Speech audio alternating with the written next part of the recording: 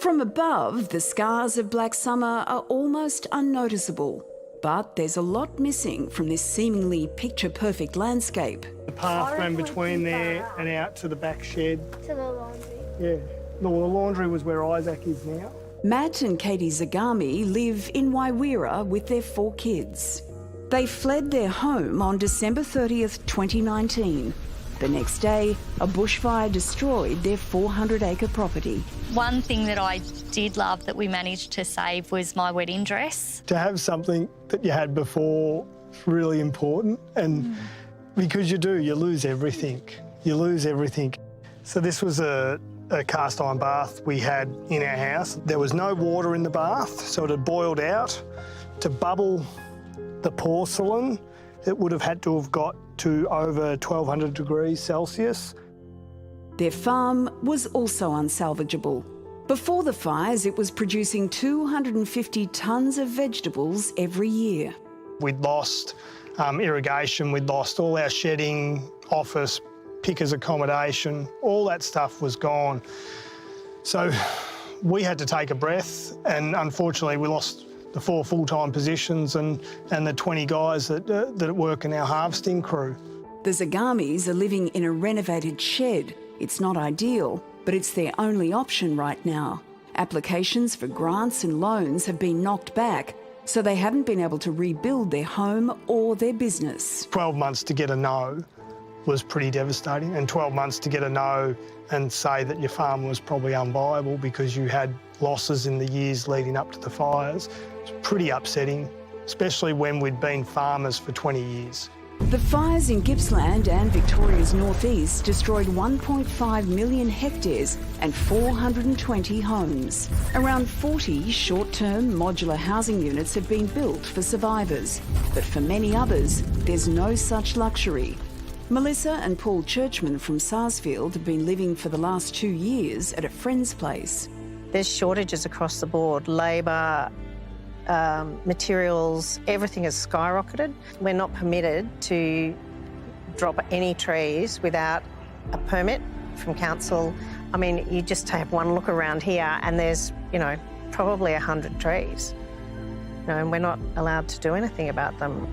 The New Year's Eve bushfires annihilated their homes, sheds, machinery and wildflower plantation. And we'll have to bring the irrigation up from down that end because obviously this one's all been destroyed here.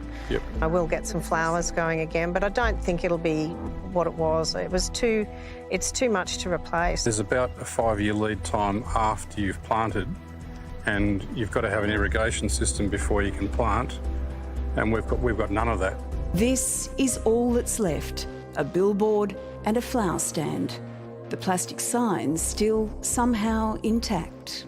At one point, when Grocon were cleaning up, they told us that we had, they thought it was the biggest clean-up in Victoria from that season of bushfires. They had a record takeaway on one day of 129 tonnes of debris. Scott Morrison visited the property 10 days after the fire. And all we can do is figure out the best way forward and I'm sure I'm going to have my days, but I'm not going to be so good as well. But the Churchmans say it was charities, not the government, that provided the most initial support. And now they feel very alone. The different organisations stop reaching out to you. They've moved on and they're dealing with other things, which is understandable. But to be honest, quite often you feel like we're the only people who care about the whole concept of rebuilding. The East Gippsland Milling Project proves that necessity is the mother of invention. They transform fallen trees into usable timber that can be used to rebuild homes or fences. I would estimate that 75% of the people that lost their homes are still living in makeshift homes, be it caravans, sheds that have been renovated like what Matt's living in. So it is just way too slow.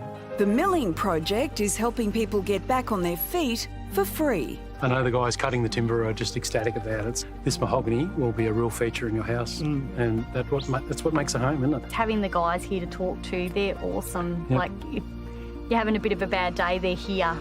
The team, who are mostly volunteers, spend weeks at each property. and Bernie expects they'll be doing it for another 5 years at least. We sort of underestimated the capabilities of what we can do. So by the time we leave, sometimes we may have cut up to $85,000 worth of timber for the farmer. And that's a real boost. But for us, it was trying to recreate the history in our property that we can say, right, well, this timber that we've got here was the old tree that burnt down at the bottom of the hill. And we've brought that back up to our house and we're gonna make that our new kitchen bench top. And that's really exciting to us. 2 years on, bushfire victims are still suffering from immense grief and exhaustion. Many are too proud to ask for help, but when they get it, the gratitude is immeasurable. Thank you just doesn't really, it doesn't really show how grateful we are for all the support. The timber milling project started from local community members that wanted to help. It's overwhelming. Yep. Just the love and generosity. It's amazing. Yeah, it's been unreal. Yeah. It's so important to let those people know that the rest of Australia hasn't forgotten. That's one part of Australia, East Gippsland. Those fires went through the South Coast, Blue Mountains, North Coast of New South Wales, and there's thousands of people still living in sheds and caravans. And it's one thing to have the Prime Minister wander down there a few days afterward and disappear, and yet these people can't get grants and loans that they should be able to get. Yeah. It's disgraceful. It's what happens now that really matters. The East Gippsland Milling Project needs our help so they can continue helping bushfire survivors. So please head to our website for details and then you can donate.